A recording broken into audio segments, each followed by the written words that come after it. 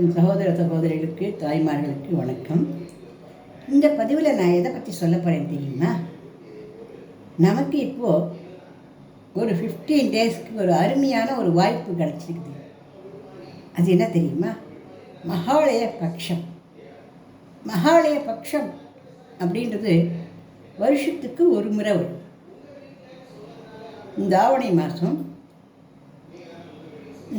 பௌர்ணமி அதிலிருந்து ஒரு 15 நாட்கள் நமக்கு ஒரு கிஃப்ட்டு, ஒரு பரிசு பெறக்கூடிய நாட்கள். அது ஏன் பரிசு பெறக்கூடிய நாட்கள் அப்படின்னாக்கா, நம்ம விட்டு இறந்து போயிட்டோம் அப்படின்னு நினச்சிட்டு இருக்காங்க இல்லையா? அவர்களெல்லாம் உடம்பால் இறந்து போயிட்டார். உடம்பால் அவளெல்லாம் நம்மளால் பார்க்க முடியாது மறுபடியும். ஆனால் ஆன்மாக்களாக்க அவள் அவள் பண்ண புண்ணியங்களுக்கு ஏற்ற லோகங்களில் அவள் இருந்துருப்பாள்.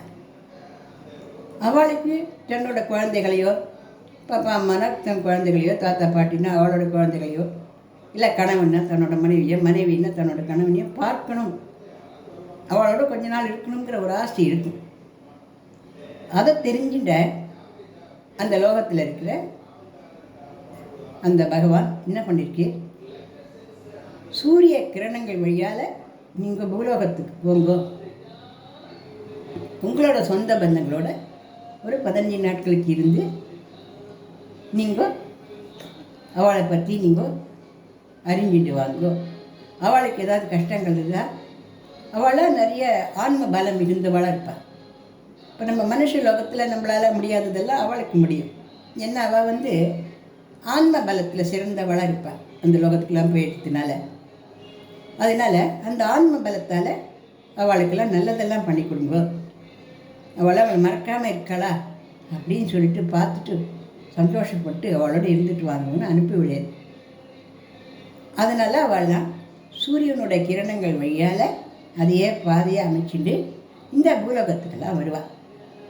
அப்படி வரும் பொழுது எந்தெந்த ஆற்றுல யார் யார் போயிருக்காளோ அவளுடைய அந்த ஆன்மக்களை அவளுடைய ஆற்றுக்கு சந்தோஷத்தோடு ஒன்றா சேர்ந்து இருக்கக்கூடிய ஒரு நாள். ஆன்மா அப்படின்னா பயம். ஆன்மானா அவளுடைய மனசு, வேறு ஒன்றும் இல்லை. அவளுடைய சக்தி, அதாவது பித்ருக்களுடைய ஒரு சக்தி. பித்ருக்களுடைய சக்தி அப்படின்றது எல்லை இல்லாதது. இந்த உலகத்தில் வச்சு அவளை சண்டை போட்டு குஷை போட்டு அடிச்சு குச்சி ஏதாவது பண்ணியிருந்தா கூட அதெல்லாம் அவன் மன்னிச்சிடுவாள். அதெல்லாம் அவளுக்கு எந்த கவலையுமே கிடையாது. ஏன்னா அதுகளுக்கெல்லாம் அப்பாற்பட்டு அவள் தெய்வத்தினுடைய ஒரு கட்டாட்சத்தை, அவளுடைய கடவுளினுடைய ஒரு அனுகிரக அவளுடைய பக்கத்தில் இருக்கக்கூடிய நிலைமையை அவள் அடைஞ்சிட்டதுனால, நாம் சண்டை போட்டோமே பூஜை போட்டோமே எல்லாம் நம்ம சொந்த கேட்கலையே, அதெல்லாம் நம்மளெல்லாம் மேட்டுவாளோ அடிப்பாளோ, இப்போ இந்த 15 நாள் வரை உட்காந்து என்ன பண்ண போடலாம் அப்படிலாம் பயப்பட வேண்டாம். ஏன்னா இந்த பூலோகவாசியாக அவள் நம்மளோட இருக்கும்போது நம்ம உறவு. இப்போ அவள் ஆன்மாவை பொறுத்தமாக அவன் நமக்கு உறவு இல்லை. அவள் கடவுள் மாதிரி, கடவுளுடைய சக்தியை அவள் பெற்றிருப்பாள். அவள் ரொம்ப பெருந்தன்மையோடு நம்மளை எல்லா விதத்துலேயும் மன்னித்து நமக்கு வேண்டிய எல்லா நன்மைகளையும் கொடுக்கறதுக்காக ஆசையாக முடிவராள். அதே நேரத்தில் நம்ம எங்கேயான ஊருக்கு போயிருக்கோம், இல்லை வெளிநாட்டுக்கு போயிருக்கோம், இங்கேயோ 2 வருஷம் 3 வருஷம் கழித்து நம்ம பார்த்துக்கு வரோம் அப்படின்னா நம்ம குழந்தையெல்லாம் நம்மளை ஆசையை கூப்பிடுவோம் தானே நம்ம நினைப்போம் இல்லையா? அந்த அவாவோட அந்த ஆசையோடு வர அவளை நம்ம ரொம்ப சந்தோஷத்தோடு நம்ம வர வைக்கணும்.